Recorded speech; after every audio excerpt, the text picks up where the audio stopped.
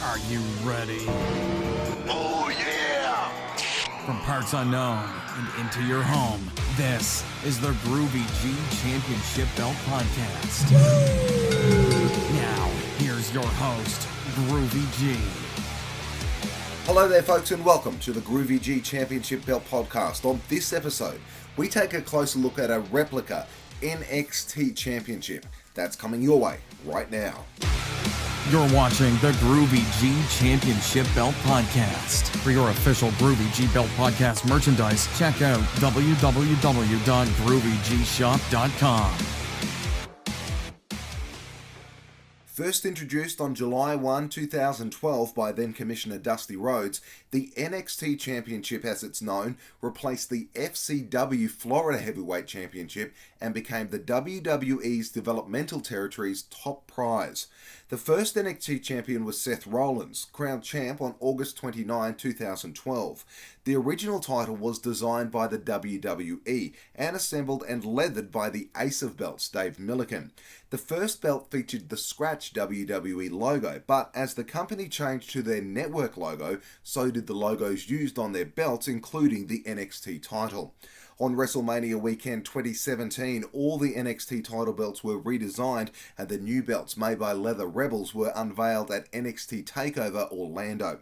Now, as I mentioned, the WWE designed this belt and Dave Millican was the original maker to assemble and leather this belt. Dave Millican had a working arrangement with leather crafter Mike Pappy Nicolou from MN Belts, and several of these NXT belts used on TV were in fact assembled and leathered by Nicolou, just like this belt that you see before you right now. Now, the plates on this belt are replica plates from the WWE shop, so the plates are only 2mm thick as opposed to the 4mm on real belts. They are also not acid-etched zinc plates, rather they're metal that has been stamped, so the detail is not as deep as a real belt. Apart from the real ring-used belts, no authorized acid-etched versions of this belt have ever been produced for the public. So if you wanted a copy of this title for your collection, the only way to do it is to get one from the WWE shop. If we start on the left-hand side, we can see both the Mike Nicolou and Dave Millican signature stamps, just like the real belts that were used on TV. Here's the male snap boxes and that X tooling. Now, some versions of this belt that were used on TV had those WWE logos unpainted and left nickel, while some versions were painted white. I've left these ones black just as they came from the WWE shop. Here's the main plate. Again, because this is a replica, there isn't a great amount of depth or detail in the plates. Here are the female snap boxes and the side plates on the right, and the gold tip. Now, this gold tip is made by Belt Addiction, who specializes in belt tips, nameplates, and ring-accurate sidebars. And just like the belt that was used on TV, this tip is one solid piece. It's got no screws in the back, unlike the tip that comes with the belt from the WWE shop. If I flip it over, you can see the exposed snaps, and also there's just one piece of solid backing leather covering all the screws, just like the real belt. This is yet another benefit of having a replica professionally re-leathered, so it looks and feels just like the real belts that they use on TV.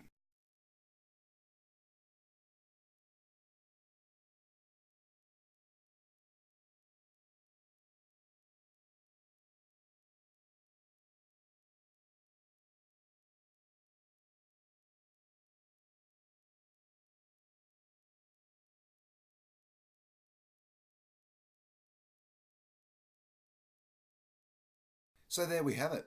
That is a replica NXT Championship re-leathered by the same guy who assembled and leathered the belts for TV, Mike Pappy Nicolou, with a real belt tip. That's thanks to Belt Addiction. Now let's see what's coming your way on the next Groovy G Championship Belt Podcast.